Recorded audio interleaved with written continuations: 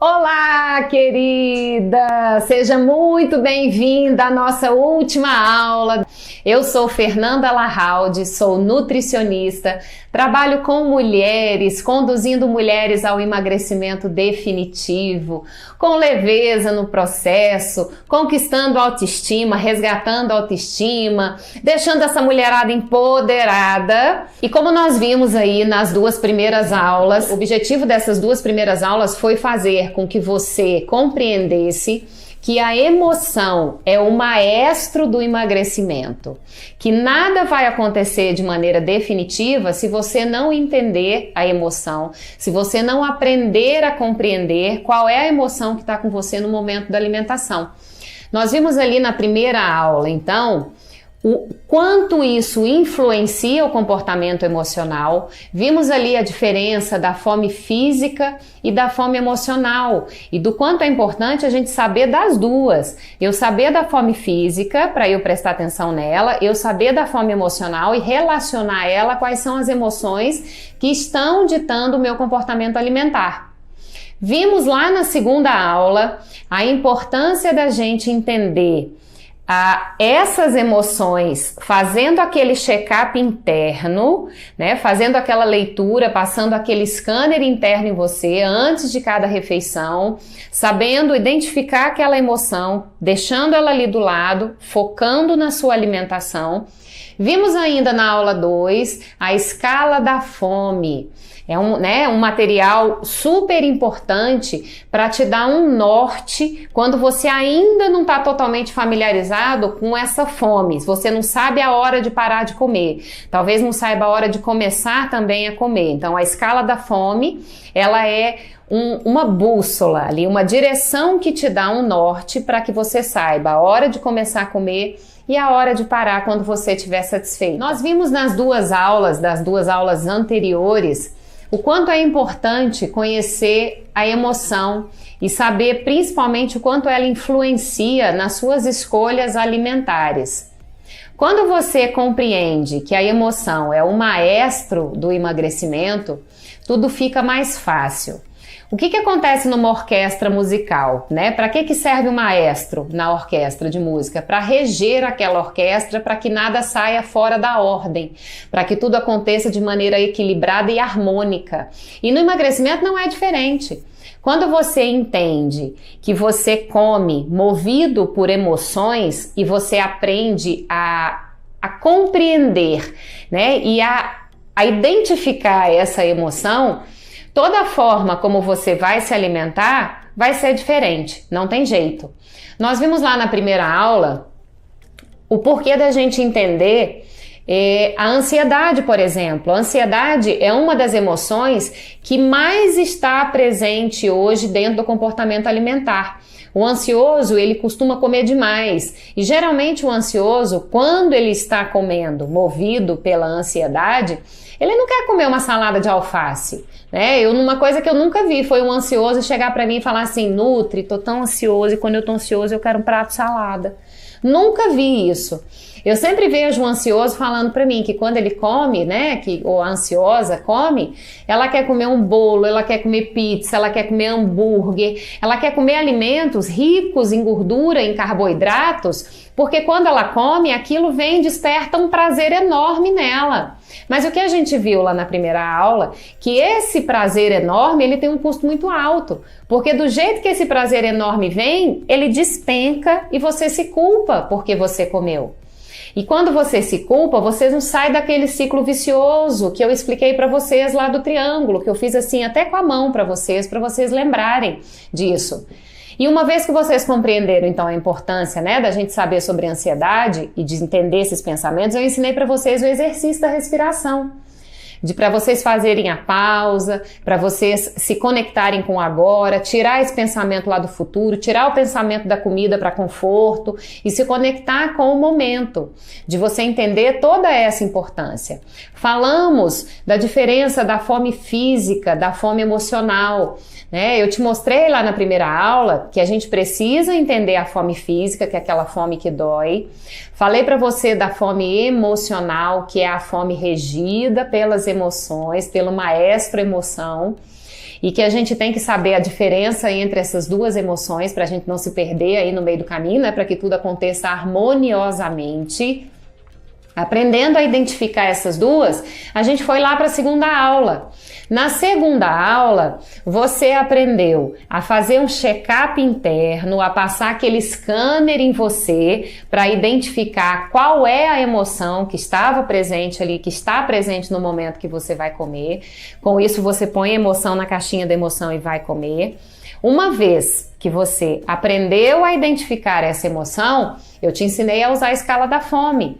É uma imagem que vocês vão guardar com muito carinho, né? Guardar não, né? Na verdade, vocês vão fazer uso dela com muito carinho para ajudar vocês dentro desse equilíbrio da hora de começar a comer, da hora de terminar a comer. E para essa última aula, vou compartilhar com você o que eu ensino para as minhas alunas e elas praticam no dia a dia, depois de já ter identificado tudo aí que vocês aprenderam na primeira e segunda aula. A gente vai agora trazer tudo isso que vocês aprenderam para a parte prática, ali para o dia a dia, colocar realmente na hora da refeição. É um passo a passo. Vou ensinar para vocês os 8 passos para você desenvolver o comer consciente. O primeiro deles, entenda a sua fome. Só por essa afirmação, eu tenho certeza que agora já está muito mais claro para vocês o que é entender a fome. Então, a primeira coisa, o primeiro passo é você saber se você está com fome física, com fome emocional, qual o nível de fome que você está. Sabe o que acontece isso quando a gente consegue identificar essa fome? Você não vai comer nem de mais nem de menos, você vai comer o suficiente. Quando você come o suficiente, o seu corpo fica ali num balanço energético adequado. E ele não perde ali, ele não desequilibra, ele não vai para o excesso. Então nada sobra. Teu corpo usa tudo que ele precisa. Quando você entende a sua fome, a gente começa a entender também que aquela regra da nutrição de comer de 3 em 3 horas não se aplica a todo mundo. Você tá vendo agora isso? Porque olha só, se eu preciso entender a minha fome, se eu preciso conhecer a minha fome, saber se realmente naquele momento eu tô com fome física, se eu tô com fome emocional, isso não necessariamente vai acontecer de 3 em 3 horas. Pode ser que para você seja de 2 em 2 horas, pode ser que para você seja de 4 em 4 horas. Depende. Tudo depende da leitura que você faz do seu organismo, depende da leitura que você faz da sua mente. Então, primeiro passo, entenda a sua fome. Segundo passo, prepare o ambiente.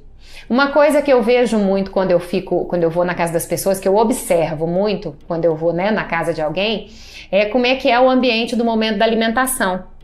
Se é um momento muito barulhento, com muitas interferências externas, se tem gente comendo com o telefone, mexendo no telefone, se tem gente com televisão ligada, música muito alta, uma luz muito clara, tudo isso influencia no momento de você se alimentar.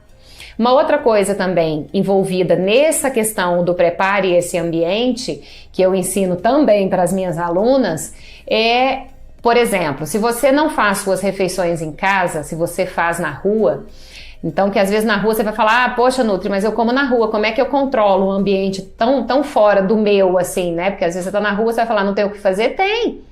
Se você está em casa, você pode, por exemplo, silenciar o seu ambiente, botar uma música mais baixa, melhorar um pouco a luz, tirar toda essa interferência externa, deixar um ambiente mais calmo, mais em paz. Na rua você pode fazer isso, por exemplo, com um fonezinho de ouvido.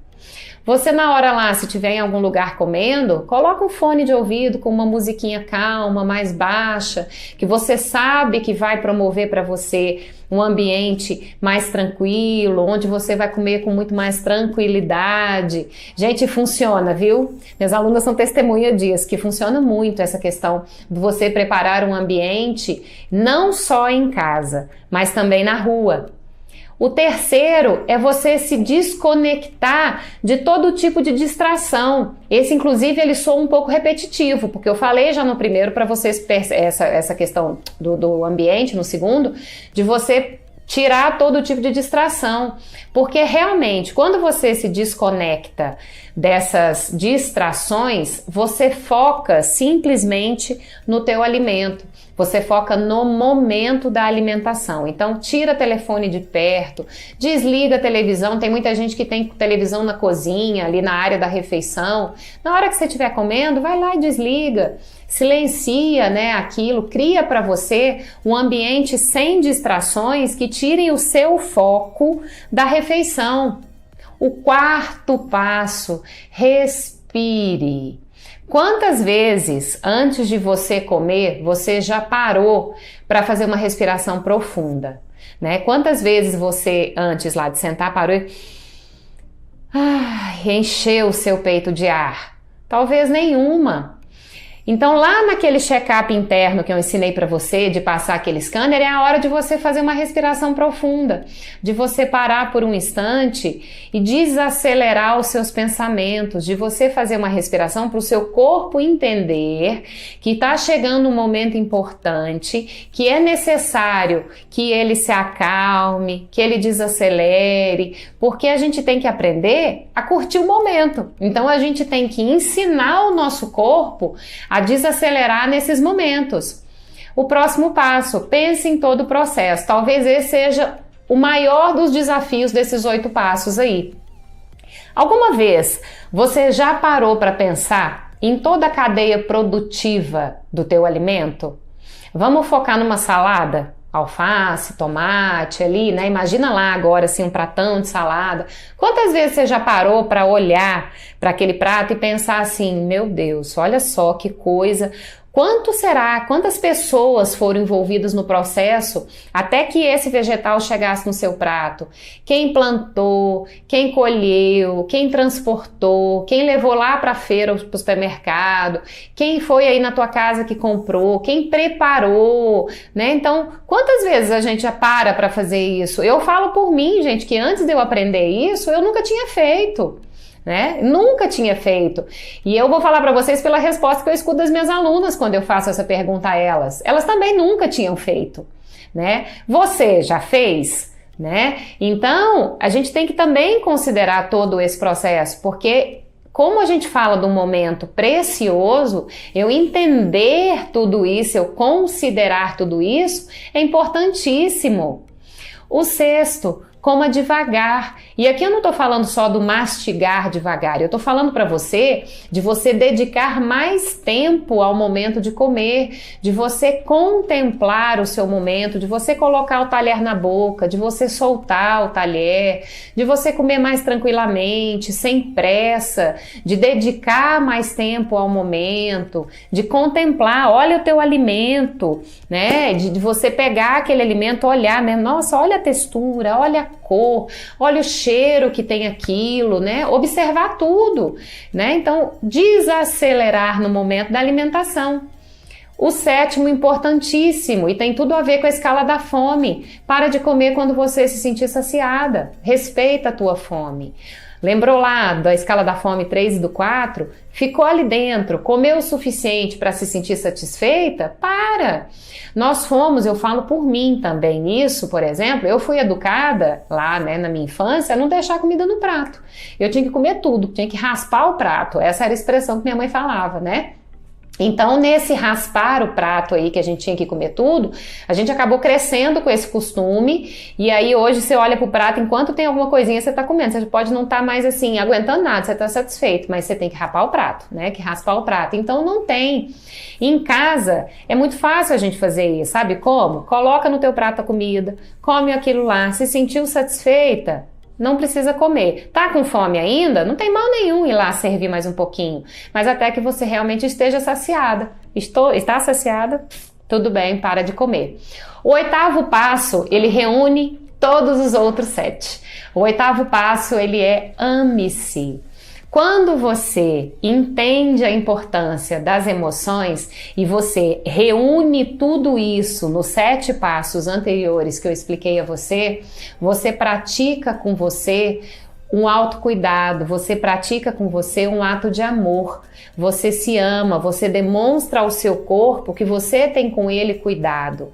Então, todo o nosso corpo responde bem a isso. Se a gente está pensando em emagrecimento definitivo, quando eu considero todas essas etapas do processo, quando eu olho para um prato de comida, gente, se vocês conseguirem colocar tudo isso em prática, e eu tenho certeza que vocês vão conseguir, é quase que você olhar para o seu prato e falar assim para ele, eu te amo, sabe? Porque assim, é tão legal quando a gente entende que o alimento, ele é um aliado dentro do processo de emagrecimento e que você não tem que guerrear com ele, tudo se resolve, tudo fica muito mais leve e esse momento fica muito mais feliz. E outra coisa, quando você entende todo esse processo, você inclusive se torna uma pessoa muito mais sociável.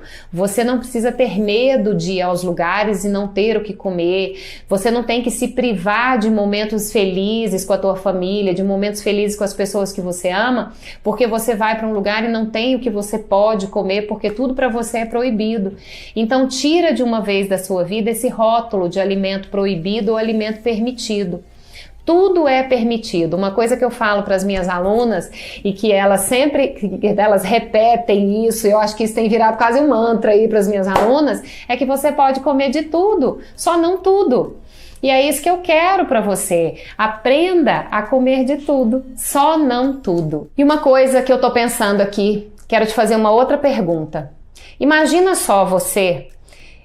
Vamos imaginar primeiro que você tem uma dor crônica no teu ombro, mas uma dor quase incapacitante. Sabe aquela dor que você dorme com ela? Aliás, você nem dorme, porque ela dói tanto que quando você mexe na cama, você acorda. Você não consegue ter um sono reparador, um sono tranquilo, porque o teu ombro dói.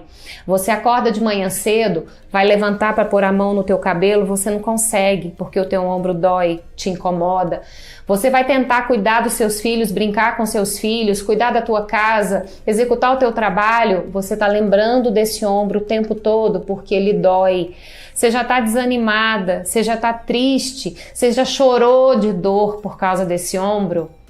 Então, se você pensa que tem essa dor crônica, e aí se eu disser a você assim, olha só, eu sei de um profissional que ele consegue resolver o seu problema. Eu sei que esse profissional ele é capaz de tirar essa dor e você nunca mais sofrer com ela. O quanto isso significa para você? O quanto realmente significa para você se livrar dessa dor, dessas marcas que os processos anteriores de emagrecimento já causaram para você? Quanto significa para você se olhar no espelho e você voltar a se amar? Quanto realmente significa para você e o que significa para você ter a sua autoestima tão elevada ao ponto das pessoas olharem em você e falarem assim, uau, tem alguma coisa diferente. Quanto vale isso para você? Muito, muito, muito obrigada. Fala para mim aqui embaixo nos comentários o que é que você achou dessa semana, qual a tua opinião, o que é que você quer saber, se você tem alguma dúvida sobre o grupo, sobre o curso, sobre o Nutrição Descomplicada Menos é Mais. Deixa aqui embaixo para mim a tua pergunta, o teu comentário. Não esquece de me acompanhar nas redes sociais, o meu Instagram, o meu Facebook, Nutri Fernanda Larraud, o meu Instagram, Nutricionista Fernanda Larraud. Um beijo!